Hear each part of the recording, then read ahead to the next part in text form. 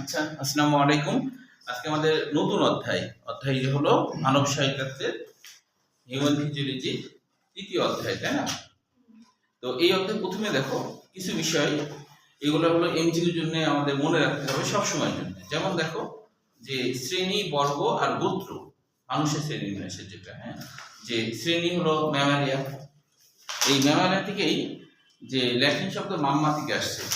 Mammalia Latin শব্দ মাম্মা।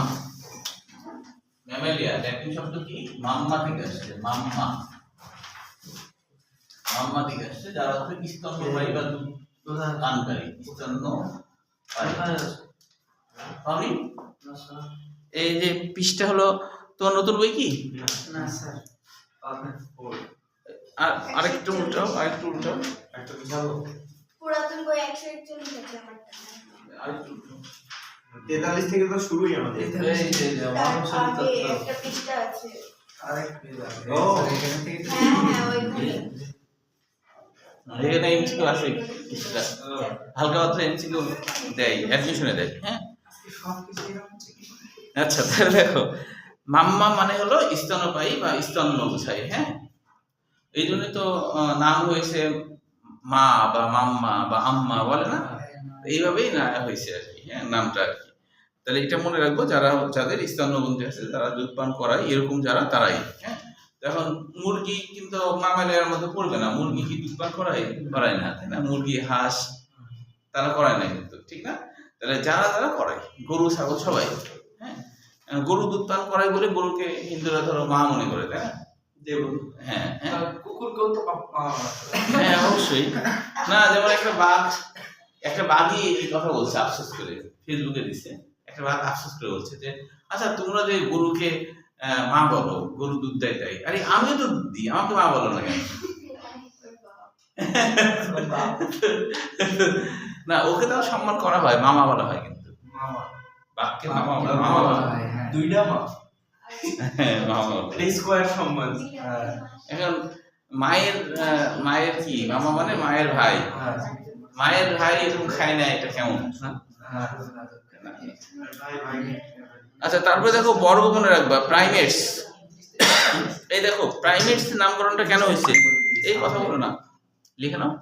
Primates এর বাংলা অর্থ কিন্তু আঁকড়ে ধরো না। প্রাইমেটস এর বাংলা অর্থ হলো প্রাইমাস থেকে আসে, ল্যাটিন শব্দ প্রাইমাস, যার অর্থ শ্রেষ্ঠ। এরা প্রাণীদের মধ্যে শ্রেষ্ঠ আর কি। হ্যাঁ, প্রাইমাস মানে শ্রেষ্ঠ। এরপরে তোমার হচ্ছে গোত্র মনে রাখতে হবে, যে হোমিনিডি মানে মানুষের নিকট আত্মীয়। হোমিনিডি মানে মানুষের নিকট আত্মীয়, মানে মানুষের কাছাকাছি যারা আছে আর কি, মানুষের নিকট আত্মীয়, এটাকে বলে হোমিনিডি। আচ্ছা, তাহলে এখানে এমসিকিউর জন্য শ্রেণী, বর্গ আর গোত্র, এটা এমসিকিউর জন্য মনে রাখতে হবে। হ্যাঁ, এটা অ্যাডমিশনে আসে। শ্রেণী, গোত্র আর হলো বর্গ, এটা অ্যাডমিশনে আসে, বোর্ড পরীক্ষায় আসে না। হ্যাঁ, আচ্ছা, পাশাপাশি আর একটা জিনিস অ্যাডমিশনের জন্য মনে রাখতে হবে, যে মানুষের কিন্তু প্রজাতি, আমরা মানুষ ছাড়া বর্তমানে আর কোনো প্রজাতি বেঁচে নাই। মানুষের প্রজাতি আর একটাও বেঁচে নাই, আমরা একটাই আর কি প্রজাতি। আমাদের আগে, হ্যাঁ আরো ছিল, আমাদের আগে যেমন হোমো ইরেক্টাস, এরা হচ্ছে মানুষের মতো দেখতে প্রায় আর কি, কিন্তু বুদ্ধি ছিল না, মানে পশুর মতোই, মানে মাথায় কোনো বুদ্ধি ছিল না। বানর আমাদের মধ্যে পড়ে না, বানর অন্য আমাদের প্রজাতির মধ্যে। এগুলো হচ্ছে যে তোমার ছিল প্রায় 3 লক্ষ বছর আগে। 3 লক্ষ বছর আগে 3 লক্ষ বছর আগে হোমো ইরেক্টাস ছিল। তারপরে হলো 1 লক্ষ বছর আগে হোমো হেবিলিস ছিল, হোমো হেবিলিস। তার মানে আগে ছিল কি? Homo erectus, Homo erectus. তারপর হোমো হলো এগুলো তো ফালতু হেবিলিস। হাত স্কুল থেকে তো এগুলো আসছে না। হেবিলিস, হ্যাঁ, এগুলোর ব্যাখ্যাও বলি, এটা তোমরা একটু জেনে রাখা ভালো, যে তাহলে কোনটার মানে কি? ইরেক্টাস মানে হলো প্রথম যে প্রাণীটা পায়ে উপরে ভর দিয়ে হাঁটাহাঁটি শুরু করে দিল, যারা তাদেরকে বলা হয় ইরেক্টাস। ইরেক্টাস মানে দাঁড়ানো, ইরেক্টাস মানে এমনি তো ব্যাক ব্যাক আছে মানে তো কি থাকে, পায়ে পড়ে আছে প্রথম পায়ে পড়তে মানে বলেছে। প্রথম, ওর তো প্রথম। ওর তো প্রথমটা। প্রথম মানে যে প্রাণীটা প্রথম পায়ে মানে ভরতে হাঁটে, মানে কখনোই ধরো হাত দিয়ে আর হাঁটে না। বানর তো পায়ে পায়ে ভরতে হাঁটলেও তো পারে, মানে হ্যাঁ আছে বত্তকের হাত নাই, মুরগিরও হাত নাই। হাতটা ডানা আছে, ডানা। হ্যাঁ জানা দিন হ্যাঁ, তো এটা হচ্ছে যে এইভাবে নাম হচ্ছে। আর হেবিলিস, হেবিলিসের বাংলা অর্থ হলো দক্ষ বা কৌশলী। হেবিলিস মানে দক্ষ বা কৌশলী। এদের বলে আদিম যুগের মানুষ। এরা হলো আদিম যুগের মানুষ। এরা 1,00,000 বছর আগে, ওরা 3,00,000 বছর আগে। বলছি পার্থক্যটা কি, হ্যাঁ বলবো। আচ্ছা, এখন কথা হলো অনেকের ধারণা হোমো হেবিলি যারা তারা আদিম যুগের মানুষ, কিন্তু তাদের মাথায় ওরকম বুদ্ধি ছিল না। তবে এটা এটা ছিল যে তারা হচ্ছে যে হাত ব্যবহার শিকার করতে পারতো, এরকম দক্ষ ছিল শিকার। হ্যাঁ, যে তারা উল্টা বাঘকেও নাকি শিকার করে খেয়ে ফেলত, এরকম ছিল। তো ওদের মাথায় ওরকম ইয়ে ছিল না। তো এখন দেখো এবার কোরআনের তাফসীর অনুযায়ী যে তোমার বিষয়গুলো কেমন ভাবে দেখানো হয়েছে বা এদেরকে আর কি, হ্যাঁ, যে হোমো হেবিলিস পর্যন্ত পৃথিবীতে বিবর্তন হয়েছে। হ্যাঁ, বিবর্তন হয়ে হোমো হেবিলিস হয়েছে, এবং এই বিবর্তনটাতে হেল্প করেছে, মানে সাহায্য সহযোগিতা করছে ফেরেশতারা। সাহায্য সহযোগিতা কি করছে? ফেরেশতারা। ফেরেশতারা তখন পৃথিবীর খলিফা ছিল। ফেরেশতারা পৃথিবীর খলিফা ছিল। ফেরেশতারাই পৃথিবীকে পরিচালনা করতেছিল।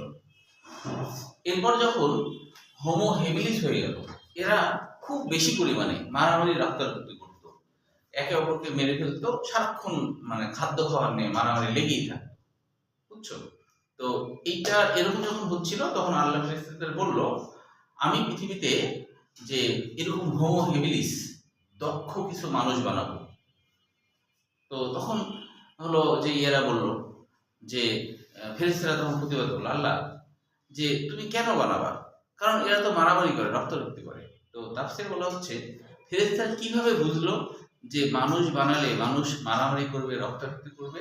কারণ ফেরেশতারা স্বচক্ষে দেখছিল হোমো হেবিলিস এদের হলো মারামারি, রক্তারক্তি, বুঝছো? তো তাছাড়া কিন্তু ফেরেশতাদের ভবিষ্যতের জ্ঞান নাই। ফেরেশতারা কিভাবে বুঝলো যে মানুষ বানালে এরা রক্তারক্তি করবে, মারামারি করবে? তাফসীর আছে না যে ফেরেশতারা প্রতিবাদ করলো, আল্লাহ তুমি যে বানাবা এরা তো মারামারি করে, রক্তারক্তি করবে। তখন আল্লাহ বলল, আমি যে হেবিলিস বানাবো সেইটা হচ্ছে বিবেক বুদ্ধি সম্পন্ন, তাদের ব্রেন হবে উন্নত মানের। তোমরা যেটা বানাইছো, তোমাদেরকে আমি যে যোগ্যতা দিয়েছি, এটা দিয়ে তোমরা তো হেবিলিস পর্যন্ত বানাইলা, কিন্তু এরা তো ঠিক মতো কাজ করছে না, মানে এরা হচ্ছে মারামারি রক্তারক্তি করছে, এদের বোধ শক্তি নাই, তোমরা এটা দিতে পারোনি, কারণ আমি তোমাদেরকে সামান্যতম জ্ঞান দিয়েছি। আর এই সামান্যতম জ্ঞান দিয়ে তুমি এদের কিছু করতে পারছো না।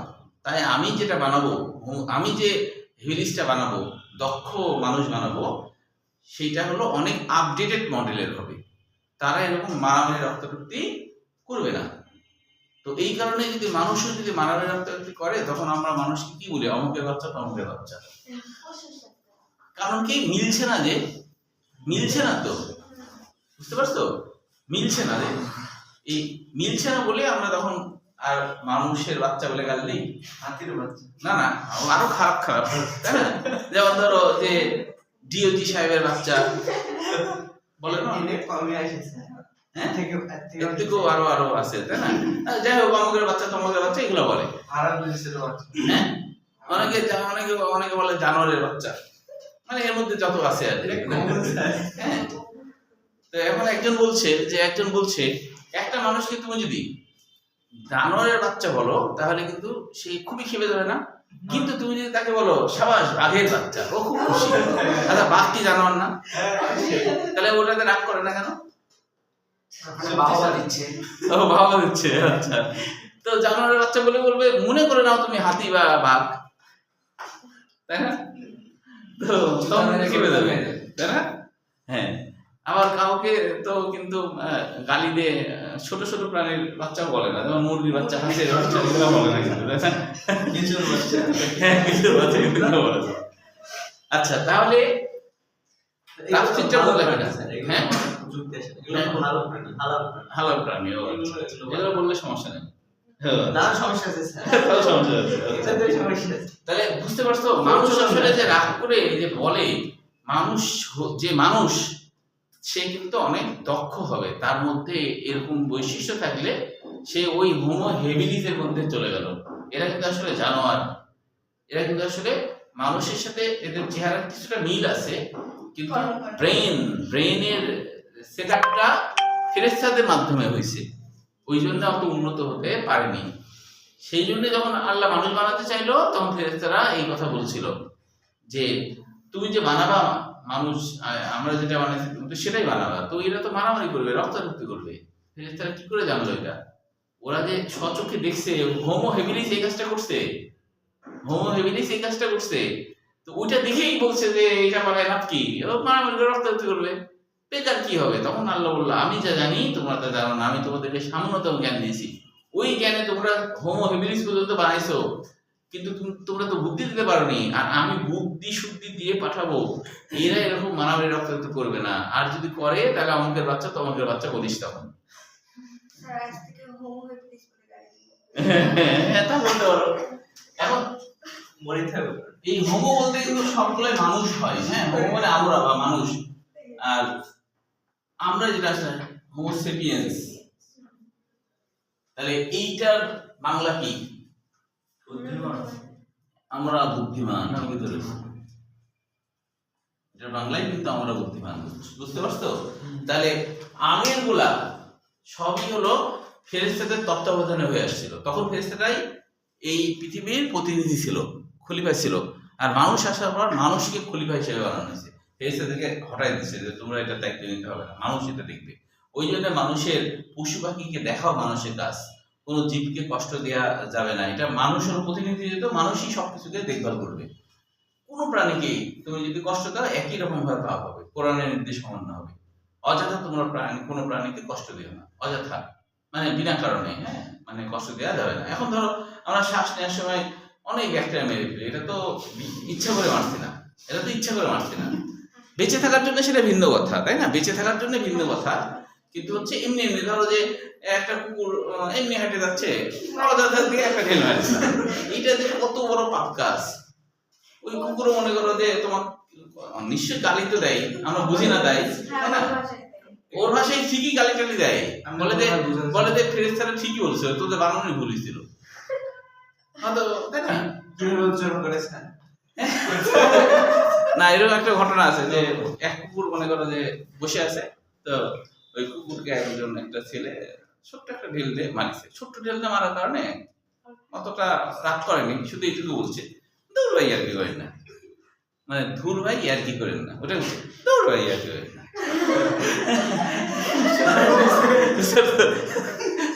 দূর ভাই আর কি করেন না, মানে ইয়ার কি করেন না, ওটা ইয়ার কি হয়ে গেছে, দূর ভাই আর কি করেন না, বুঝতে পারছো? তো এখন হচ্ছে যে এই মানুষ যেহেতু প্রতিনিধি, তাই সকল পশু পাখি সবকিছুকে সেবা যত্ন করা, কাউকে কষ্ট না দেয়া, কোনো পশু যেমন একটা ইয়ে আছে না, একটা কুকুর পানির তৃষ্ণায় হচ্ছে কষ্ট পাচ্ছিল, যে তাই না, হ্যাঁ, একজন হচ্ছে খুবই পাপী, ওর জন্য জাহান্নাম অবস্থা, কিন্তু একটা উপকার করছে কি, যে ওই কুকুরকে পানি খাচ্ছে, তাই দেখো সব গুলো মাফ করে জান্নাতে হয়ে গেছে। আমরা এগুলো করি? আমরা করি না। ছোট বাচ্চারা অযথা ঢেল মারছে, তুমি ওদেরকে নিষেধ করো, ওদেরকে বোঝাও, তাহলে এটা তোমার হলো সত্যিকারের কাজ হলো, তাই কিনা?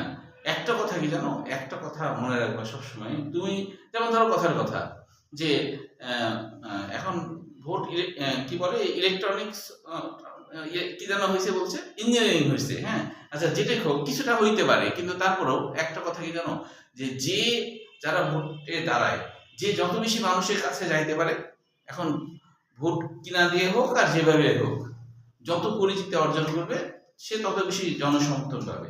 যেমন সত্যিকার অর্থে হাসনাত আব্দুল্লাহর মতো জনসমর্থন বাংলাদেশে আর কারো নাই, বাংলাদেশে আর কোনো ব্যক্তির নাই। কারণ কি জানো,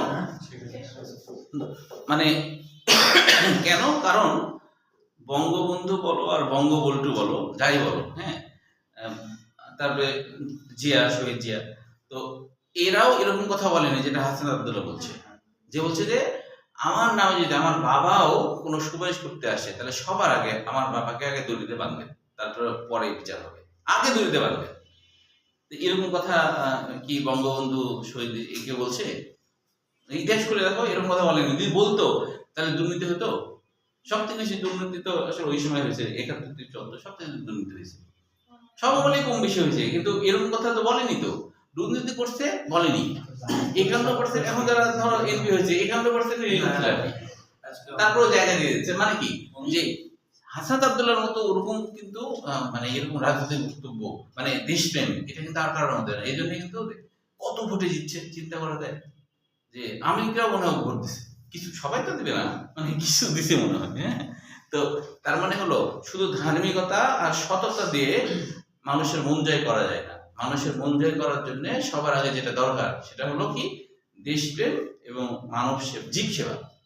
জীব সেবা সবার আগে, মানব সৃষ্টি সেরা জীব, এর সেবা যত্ন করতে হবে, এর খোঁজ খবর নিতে হবে, পশু পাখিরও উপকার করতে হবে, তখন হলো সে ইয়ে হবে। বুঝতে পারছো কি? যে তো এইটাই হলো আসলে মূল কথা, যে শুধু হচ্ছে নিজের ধার্মিকতা, নিজের সততা, ওটা তো আত্মকেন্দ্রিক হয়ে গেল, তাই না? আত্মকেন্দ্রিক হয়ে গেল। তুমি নিজে বাঁচার জন্য সৎ থাকছো, কিন্তু মানুষ সেবা করছো না। নবীরা সাহাবীরা যে যত পৃথিবীতে যত দেশ মানে মুসলমান হয়েছে, সবাই কিন্তু সেবামূলক কাজ দ্বারা মানুষের মন আকৃষ্ট করছে। সেবামূলক কাজ দিয়েই কিন্তু মানুষের মন আকৃষ্ট করে ইসলাম ধর্মে দীক্ষিত হয়েছে, তাই কিনা? তো এখন কিন্তু সেটা দেখা যায় না। এই যে হাদিসে আছে না, যে তোমার হচ্ছে কারো প্রতিবেশী যদি ক্ষুধার্ত অবস্থায় থাকে আর সে যদি পেট পুরে খায়, প্রতিবেশী যদি খোঁজ খবর না নেয়, তাহলে সেই ব্যক্তি প্রকৃত মুমিন না। তার মানে কি, সে প্রকৃত মুসলিম না। তাহলে কত বড় কথা বলছে, যে কেউ যদি সারা দেবত করে কিন্তু তার প্রতিবেশী কেউ যদি অসুস্থ থাকে, সে যদি তার সেবা যত্ন না করে, তাহলে তার ওই ইবাদতের কোনো মূল্যই নাই। এগুলো কিন্তু মানে বুখারী মুসলিমের হাদিস, ভালো ভালো। এখন দেখো এরকম বৈশিষ্ট্য কার আছে? এখন দেখো এরকম বৈশিষ্ট্য কারো আছে? এরকম বৈশিষ্ট্য কয়জনের আছে? তুমি পারো না পারো একটু সান্ত্বনা তো দিতে পারো। এই বৈশিষ্ট্য কেউ আছে? ৪০ বাড়ি পর্যন্ত প্রতিবেশী, মানে ডানি ভাই সব দিক দিয়ে। এখন তো আরো ১০ তলা ২০ তলা, তাহলে তো অনেক মানুষ হবে, তাই না? তো প্রতিবেশীর, হ্যাঁ, প্রতিবেশীর কি ইয়া করা হচ্ছে? কিছু করা হচ্ছে না, ঠিক না? তো মরে গেলে তো সব দেখে না। হ্যাঁ, মরে গেলে দেখে না। তো এই জিনিসটা, এটা হলো যে ভালো মানুষরা যারা বেশি না, যারা বেশি ভালো মানুষ, বলছি সৎ মানুষ, তাও হলো ক্ষমতায় আসতে পারছে না কেন? ও সৎ, ও ধার্মিক, কিন্তু ওই যে জীব সেবা, মানব সেবা ওর মধ্যে কম আছে, ওই জন্য ও ভালোরা ইয়েতে আসছে না। কিন্তু যারা খারাপ তারাই দেখা যাচ্ছে একটু এগুলো করে বেশি, বর্তমানে এরকম হচ্ছে। হ্যাঁ, তাই না? তাহলে বুঝলা এটা কেন এরকম না হলো? এখন বলো, এটা নিয়ে কোনো কোশ্চেন আছে কিনা? আমি যে তাফসীরটা বললাম, এটা কিন্তু তাফসীর পড়ে বলছি আর কি, যে ঘটনা বললাম এইভাবেই কিন্তু আসলে। তাই কি দাঁড়ালো? বিবর্তন অস্বীকার করা যাবে না কোরআন অনুযায়ী। বিবর্তন হয়েছে, কোরআনে বিবর্তনের কথা বলাও আছে ইঙ্গিতে, এভাবে যে নিশ্চয় আমি ধাপে ধাপে তোমাদেরকে উন্নতি করছি, এরকম কথা কিন্তু বলা আছে কোরআনে। হ্যাঁ, তার মানে ধাপে ধাপে উন্নতির দিকে যাচ্ছে সবকিছু। তো এটা হচ্ছে যে বিবর্তন অস্বীকার, ধর্ম বিবর্তনকে অস্বীকার করতেছে না। বুঝা গেল কি? কোনটা হলো অস্বীকারযোগ্য? এইটা, সেটা হলো যে হোমো হেভিডিসের বাচ্চা কাচ্চারা হঠাৎ করে হোমোসেপিয়েন্স হয়ে গেল, এইটা ইসলাম মানবে না, এবং এর পক্ষে কিন্তু কোনো প্রমাণও নাই। আবার যারা মনে করছে বানর থেকে মানুষ হয়েছে, তাহলে হাফ বানর হাফ মানুষ, এরকম ফসিল তো পাওয়া যাওয়ার কথা। মানে কারণ রাতারাতি কি, ধরো একটা বানর আছে, তাই না? একটা বানর আছে, রাত্রে ঘুমাচ্ছে, সকালবেলা হঠাৎ সে মানুষ, এরকম হবে? তো প্রথমে তো একটু একটু করে হবে, তাই না? অর্ধেক ধরো হয়েছে, অর্ধেক হয়নি, তারপরে আস্তে আস্তে করে পুরো হবে। তাহলে এরকম ফসিল কিন্তু পাওয়া যায় না। এমনকি হোমো ইরেক্টাস হেভিলিস, এইগুলোর ফসিল যেটুকু পাওয়া গেছে, যে মাঝামাঝি অবস্থার পাওয়া যায় না, মানে যে মুখ অনেক অনেক লম্বা ধরনের হয় এরা হেভিলিস। হ্যাঁ, তো ওইটার সাথে মানুষের কিন্তু মিল নাই, মানে মাঝামাঝি। একদিন তো রাতারাতি তো তোমার হলো ঘুমায় আসে, সকালে উঠে দেখছে যে সে অন্যরকম হয়ে গেছে, এরকম তো হবে না। তাহলে তো এটার ফসিল থাকতে হবে, এটা কিন্তু কোনো ফসিল নাই, এগুলো হলো ধারণা, এগুলো হচ্ছে ধারণা, বুঝছো? যে যে হোমো হেবিলিসের বাচ্চা কাচ্চাগুলাই কেউ নাকি বানর হয়েছে, কেউ হনুমান হয়েছে, কেউ মানুষ হয়েছে, এরকম মনে করা হয়। বুঝছো? তাহলে এইগুলা হতে গেলে তো অর্ধেক অর্ধেক হতে হবে তো, তাই না? এটার একটা ফসিল থাকতে হবে তো। রাতারাতি হুট করে হয়ে যাবে এরকম তো না। তারপরে অনেকে কোশ্চেন এরকম করে যে ধরলাম যে মানে একটা বই একটা ছবি আছে, দেখবা ছবিটা দেখো, এই 9-10 ছিল বোধহয়, এই বই নাই মনে হয় না? আছে? হ্যাঁ, এটা কি এই বই আছে? এই বই নাই, 9-10 এর বই ছিল, তাই না?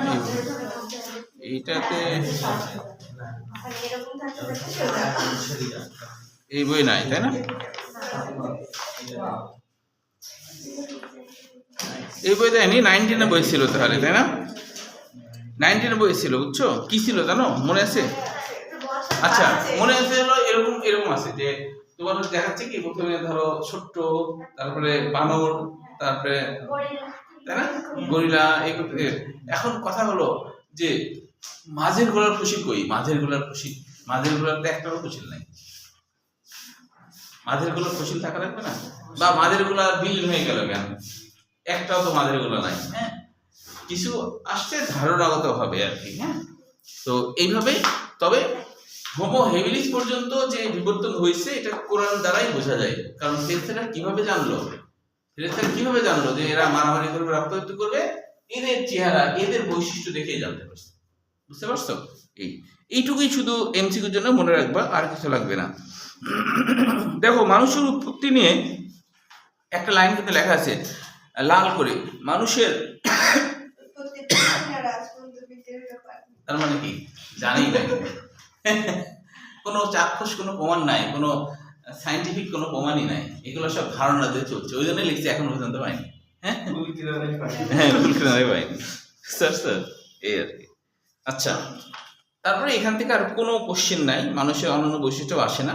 সরাসরি এইবার আমরা চলে আসি পরিপাক ও শ্বসন এই জায়গাটা। প্রথমে আমাদের যেটা লাগবে, এটা শুরু করার আগে, যে ডাইজেশন আর অ্যাবজর্পশনের আগে যেটা, সেটা হলো পরিপাক। এই পরিপাকের সংজ্ঞাটা লাগবে, এটা কিন্তু বোর্ড পরীক্ষায় অনেকবার আসছে। দেখো, পরিপাক কাকে বলে? এটা আসছে দিনাজপুর 22, মানে শুধু সংজ্ঞা, মানে কয়ের জন্য, ময়মনসিংহ 22। এই সংজ্ঞাটা আমরা একটু সহজ করে আর কি লিখবো, এটা একটু কঠিনই বলা যায়। যে দেখো, এখানে কত বড় কথা, 1 মার্কের জন্য এত বড় দরকার নাই। এখানে বলা হচ্ছে যে প্রক্রিয়ায় জটিল খাদ্যবস্তু বিভিন্ন হরমোনের প্রভাবে ও এনজাইমের সহায়তায় ভেঙে দ্রবণীয়, সরল ও তরল এবং দেহকোষের গ্রহণ উপযোগী ক্ষুদ্র মূর্তিতে পরিণত হয়, তাকে পরিপাক বলে। তোমরা একটু সহজ করে এটা লিখতে পারো, যে একটু কাটছাট করে, সেটা কি, যে প্রক্রিয়ায় জটিল খাদ্যবস্তু বিভিন্ন হরমোন ও এনজাইমের প্রভাবে ভেঙে তরল, সরল ও দেহকোষের গ্রহণ উপযোগী হয়। নাহলে আমি বলি, তোমরা একটু লিখে নাও একটু ছোট করে। যে প্রক্রিয়ায় জটিল খাদ্যবস্তু, যে প্রক্রিয়ায় জটিল খাদ্যবস্তু, হ্যাঁ, বিভিন্ন হরমোন ও এনজাইমের প্রভাবে, এক লাইন একবারে আর কি, বিভিন্ন হরমোন ও এনজাইমের প্রভাবে, বিভিন্ন হরমোন ও এনজাইমের প্রভাবে, বিভিন্ন হরমোন ও এনজাইমের প্রভাবে ভেঙে তরল, সরল এবং দেহকোষের গ্রহণ উপযোগী হয়। আবার বলি, যে প্রক্রিয়ায় জটিল খাদ্যবস্তু বিভিন্ন হরমোন ও এনজাইমের প্রভাবে, বিভিন্ন হরমোন ও এনজাইমের প্রভাবে, লেখা হলে বলো একটু পর্যন্ত। হ্যাঁ, হয়েছে একটু প্রভাবে ভেঙে তরল, সরল, ভেঙে তরল, সরল ও দেহকোষের, তরল, সরল ও দেহকোষের গ্রহণ উপযোগী হয়, দেহকোষের গ্রহণ উপযোগী হয়, তাকে পরিপাক বলে। দেহকোষের গ্রহণ উপযোগী মানে বলতে বোঝায় যে, মনে করো এটা একটা কোষ, এখন আমরা যে খাবারগুলো খাচ্ছি, এই খাবারগুলো তো অনেক বড়। এখন ধরো যে এত বড় একটা খাবার, মনে করো একটা প্রোটিন এত বড়, এখন এই কি এর মধ্যে ঢুকতে পারবে? তাহলে এটা দেহকোষের গ্রহণ উপযোগী হতে হবে, যাতে গ্রহণ করতে পারে, তাই কি না? এখন ধরো যে এই দরজা দিয়ে আমার মনে হয় বিশাল বড় একটা হাতি ঢুকতে পারবে না। ঢোকার মতো তো হতে হবে, তারপরে তো ঢুকতে পারবে, তাই কিনা? সেই জন্যই এই জিনিসটা তাহলে কি করতে হবে, ভেঙে চুরে সরল করতে হবে, সরল করে দেহকোষের গ্রহণ উপযোগী হতে হবে, তাহলেই এটা হলো পরিপাক। আর পরিপাকের বাংলা অর্থ কি? চূর্ণ করা বা ভেঙে ফেলা। পরিপাকের বাংলা অর্থ চূর্ণ করা বা ভেঙে ফেলা বা পরিণত করা, পরিপাকের সরল বাংলা। কোনটা? আগের গুলো না, আগের গুলো করতে হবে। কি কি আয়ু? ও এই ব্যাপারটা, আচ্ছা আমি বলছি। আরে চিকিৎসা বিদ্যার বিপ্লব। হ্যাঁ হ্যাঁ হ্যাঁ এটাই। হ্যাঁ মানে এখন চিকিৎসা উন্নত হয়েছে তাই বেশি বাঁচছে। মানে চিকিৎসার অভাবে মারা যেত। মানে আগেকার বেশিরভাগ মানুষ চিকিৎসার অভাবে মারা গেছে ঠিক, তবে কিছু কিছু মানুষ আবার বেশি বছরও বেঁচে ছিল, কিন্তু এই সংখ্যা এত কম যে ওটা হলো উদাহরণের মধ্যে পড়ে না। মানে ওটা হলো ওই যে বলে না যে ব্যতিক্রম। আগে এত ওষুধ টষুধ ছিল না, বুঝছো?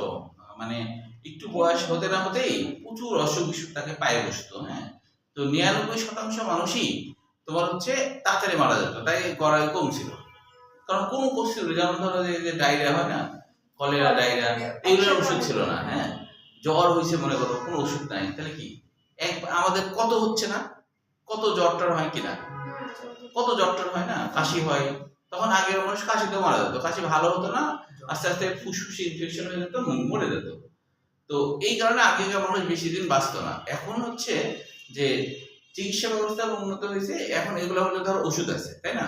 তবে আগেকার মানুষ যাদের রোগ প্রতিরোধ ক্ষমতা ভালো ছিল, তারা আবার দেখা গেছে যে অনেক বেশি বছর বাঁচছে, 1000-1500 বছর বাঁচছে, এরকম রেকর্ড আছে।